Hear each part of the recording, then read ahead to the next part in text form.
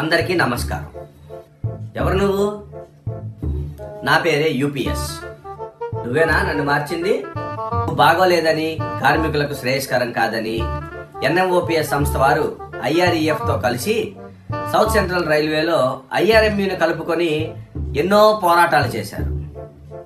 అందుకని చిన్న మార్పు కోసం కేంద్రం నన్ను దింపింది. ఓపీఎస్ ఎవరు? నేనే.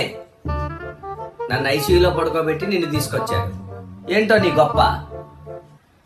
కేంద్ర ప్రభుత్వ ఉద్యోగులందరూ వృద్ధాప్యానికి భరోసా నేను. వారి మందుల ఖర్చుకు చేతి డబ్బును నేను.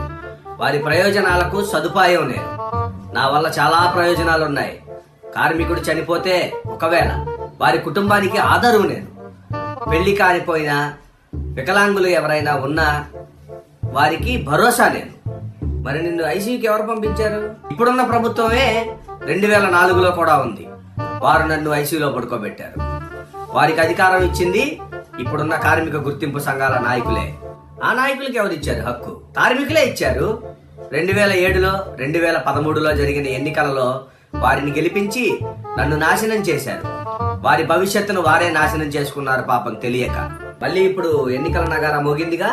అవును, 11 సంవత్సరాల తర్వాత జరుగుతుంది. 11 సంవత్సరాలు ఎలక్షన్లు లేకుండా చేసి రాజ్యమేలాయి అదే కార్మిక సంస్థలు. ఈ కార్మిక సంస్థలు నీ కోసం పోరాడుతున్నాయి కదా.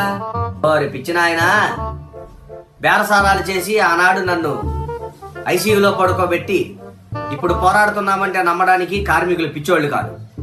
చదువుకున్నారు, జ్ఞానం ఉంది, ఆలోచిస్తారు.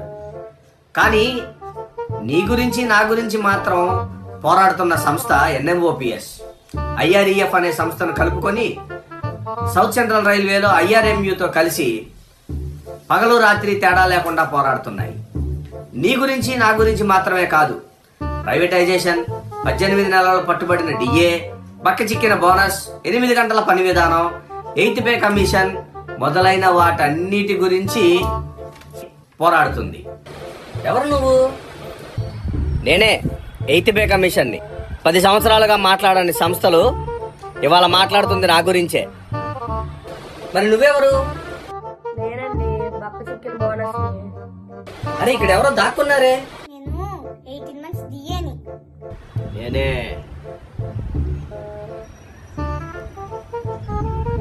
నేనే ప్రైవేటైజేషన్ని.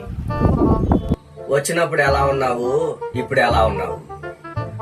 మా ఆస్తులు, మా ఆరోగ్యం, మా డబ్బు, మా కష్టం, మా శారీరక శ్రమ ఇవన్నీ దోచుకొని ఎంత మందాన తయారయ్యావో. ఇప్పుడున్న కార్మిక సంఘాలు 7వ పే కమిషన్ తీసుకున్న నాడే 8వ పే కమిషన్ బోర్డు తీసేసినప్పుడు ఏమీ మాట్లాడకుండా అన్నింటికీ తల ఊపి ఇప్పుడు మళ్ళీ కార్మికులను మభ్య పెడుతున్నారు. ఇదిగో వచ్చారు చూడు. ఏంటి, మా గురించేనా? మహానుభావులు రండి, మీ గురించే. నమస్కారం పెద్దలారా. ఎరా బుడ్డడా, మీ పోరాటం ఎంతవరకు వచ్చింది? పెద్దలో మీకు తెలియదేముంది? పోరాటం మాదైనా సంతకాలు పెట్టేది మీరే కదా. ఓపీఎస్ కోసం మేము పోరాటం చేస్తుంటే ధర్మప్రభువులు మళ్ళీ యూపీఎస్ తీసుకొచ్చారు. ఏం చేయమంటావు గురు? మా మీద ఒత్తిడి అలా ఉంది. మరి యువతరానికి బాధ్యతలు అప్పచెప్పొచ్చు కదా. మేము ఉన్నంత వరకు మేమేరా నాయకులం. నువ్వు చేసేది చూస్తూనే ఉన్నావు. బాగానే చేస్తున్నావు, కానీ అందరినీ కలుపుకుపోవాలరా. అన్ని అసోసియేషన్లో ఉన్నది మీలాంటి వారే, మీలాంటి మహాప్రభువులే, మంచి నమ్మకమైన నాయకులే. వారందరూ మీకే మద్దతు ఇస్తున్నారు. మమ్మల్ని సపోర్ట్ చేసేది ఎవరు? ఆ 2వ తరం 3వ తరం నాయకులు, ఉద్యోగులు తప్ప. వారు మద్దతు ఇస్తున్నారు. ఇప్పుడు జరిగే ఎన్నికల్లో వారి ఓట్లు చాలులే నువ్వు కూడా గుర్తింపు సాధించడానికి. అయినా నీ వల్ల మాకు బ్యానర్లకు, ఫ్లెక్సీలకు, తాయిలాలకు ఎంత ఖర్చురా? నువ్వు లేకపోతే మేమిద్దరం చూసుకునేవాళ్ళం. ఈ సమాజాన్ని పంచుకొని ఆనందంగా ఉండేవాళ్ళం. అంతేకాని కార్మికుల బాగోగులు చూస్తామని మాత్రం చెప్పరా? జరిగినంత జరుగుతుంది, అయినంత అవుతుంది. వ్యవస్థ ఆగలేదు కదా. అలా జరగడానికి వీల్లేదు. ప్రతి కార్మికునికి న్యాయం జరగాలి. ఒత్తిడి లేని పని చేసే విధంగా ఉండాలి. మేము కోల్పోయినటువంటి మహానాయకులు పోరాడి సాధించినటువంటి ప్రతి పథకాలను పోరాడి మరలా మేము సాధిస్తాం.